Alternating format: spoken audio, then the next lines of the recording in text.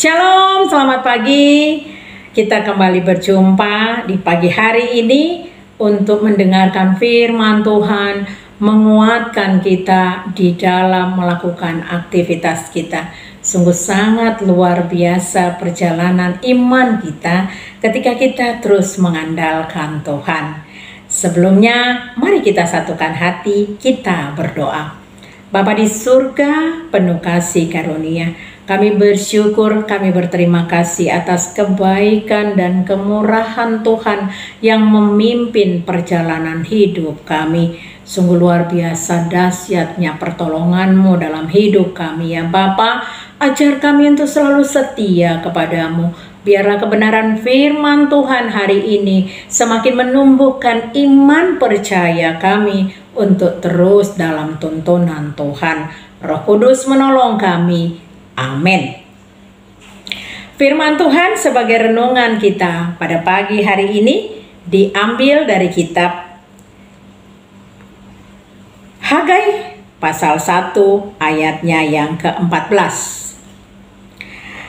Dikatakan Tuhan menggerakkan semangat Zerubabel bin Shealtiel, Bupati Yehuda, dan semangat Yosua bin Yozadak, imam besar, dan semangat selebihnya dari bangsa itu. Maka datanglah mereka lalu melakukan pekerjaan pembangunan rumah Tuhan semesta alam, Allah mereka. Demikian firman Tuhan.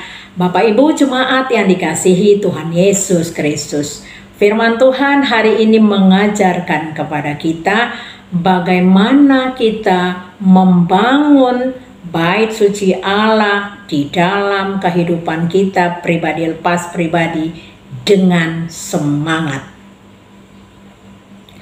Firman Tuhan hari ini mengajak kita sebagai orang-orang yang sudah diselamatkan oleh Allah lewat kematiannya melalui Yesus Kristus yang menjadi manusia, dan kita sudah diselamatkan oleh darahnya.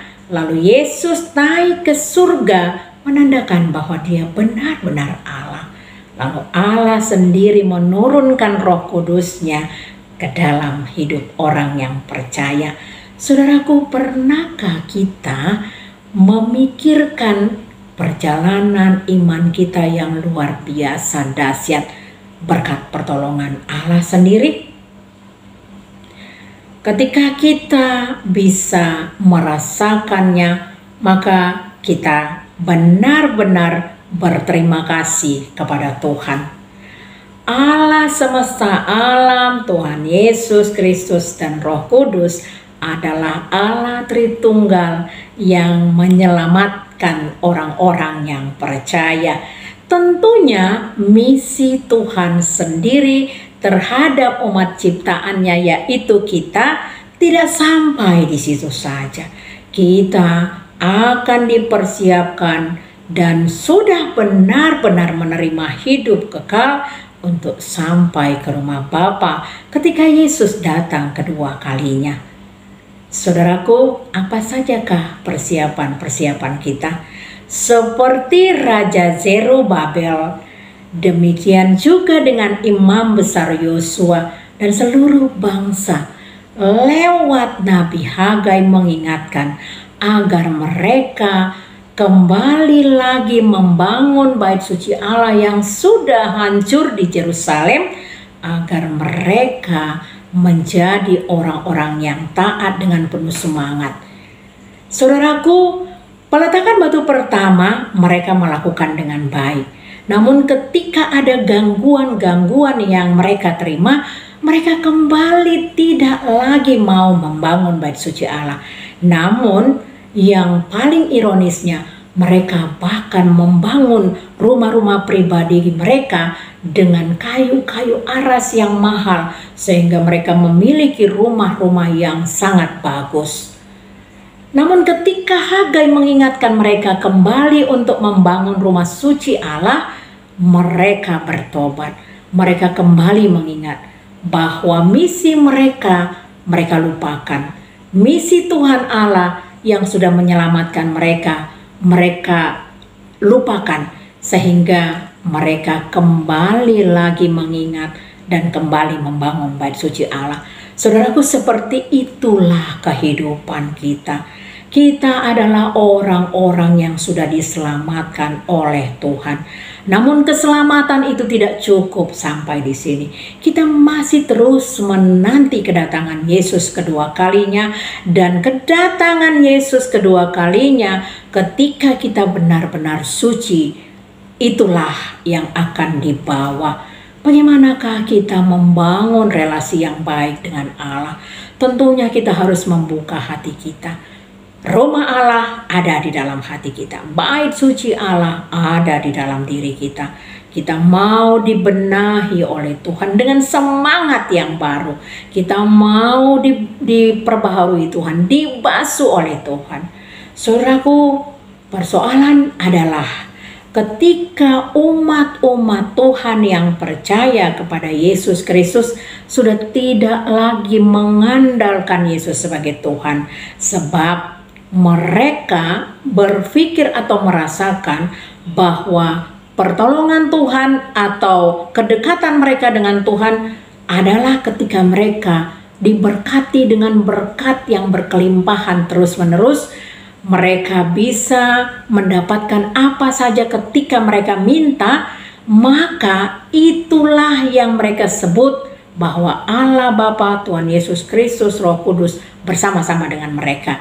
Namun ketika mereka mengalami begitu banyak persoalan-persoalan yang silih berganti, mereka menganggap bahwa Allah melupakan mereka, bahkan Allah meninggalkan mereka, sehingga mereka tidak lagi membangun relasi dengan Allah, dengan Tuhan Yesus.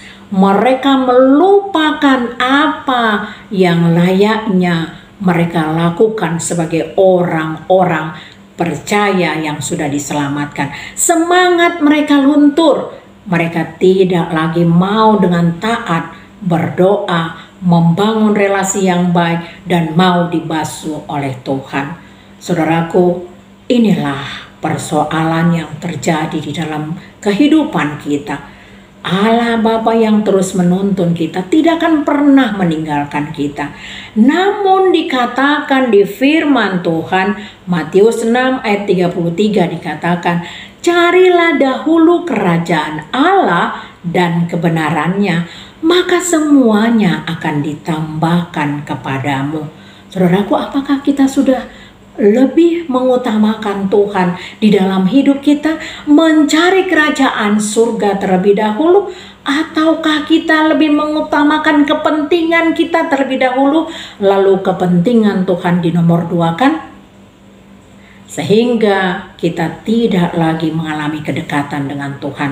Hari ini Tuhan mau ajarkan kepada kita sebagai bangsa dan umat yang sudah diselamatkan, umat yang sudah menerima kunci kerajaan surga, umat yang sudah percaya dan mengandalkan Yesus Kristus sebagai Tuhan dan Juru Selamat kita. Mari kita benahi diri kita, kita benahi hati kita. Kita mau dirubah oleh Tuhan, kita mau dibasuh oleh Tuhan, tidak lagi mengandalkan diri kita sendiri, namun kita percaya 100% kepada Tuhan, bahwa Tuhan tidak akan meninggalkan kita. Rancangannya sempurna untuk kebahagiaan dan kesejahteraan kita. Oleh karena itu, mari kita sembah Allah Trinitas, Allah Tritunggal yang benar-benar terus menuntun perjalanan hidup kita. Amin. Bapa di surga, kami sudah mendengarkan firman Tuhan. Kami percaya bahwa Tuhan menuntun perjalanan hidup kami. Ketika kami jatuh ke dalam dosa ya Bapa, kami mau Tuhan dibasuh oleh Tuhan. Kami mohon ampun Tuhan untuk segala pelanggaran kami, agar kami boleh kembali membangun relasi yang baik dengan Tuhan, sehingga kami kembali diselamatkan ya Bapa. Tuhan menolong kami agar kami mau dirubah, dibentuk Tuhan seturut dengan kehendak-Mu dengan penuh semangat, sehingga dengan demikian Tuhan nama-Mu kami muliakan. Kami menaikkan doa syafaat kami kepada bangsa dan negara kami, kepada presiden kami dan seluruh jajarannya.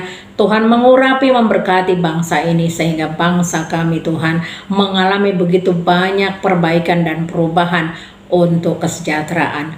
Kami berdoa bagi gereja-Mu dan seluruh pelayan-pelayan Tuhan, hamba-hamba Tuhan, kiranya melayani dengan sungguh-sungguh, dan Tuhan memberkati setiap keluarga dan setiap apa yang menjadi harapan dan rencana-rencananya. Kami berdoa juga Tuhan bagi setiap jemaat-Mu yang dalam kondisi sakit. Tuhan mari jamah mereka, pulihkan mereka ya Bapa. Saudara-saudara kami yang sedang berduka, hibur mereka ya Bapa. Saudara-saudara kami yang mengalami begitu banyak persoalan hidup, suami istri, antara keluarga, demikian juga persoalan perekonomian, keuangan, pekerjaan, demikian juga persoalan keturunan ya Bapa. Demikian juga Tuhan bagi pemuda-pemuda gereja, kiranya Tuhan memberikan pasangan-pasangan yang terbaik dalam hidup mereka, sehingga memperluas kerajaan surga. Terima kasih ya Bapa, inilah doa dan permohonan kami orang berdosa. Kiranya Tuhan mau ampuni kami, dan Tuhan mengabulkan doa kami satu persatu.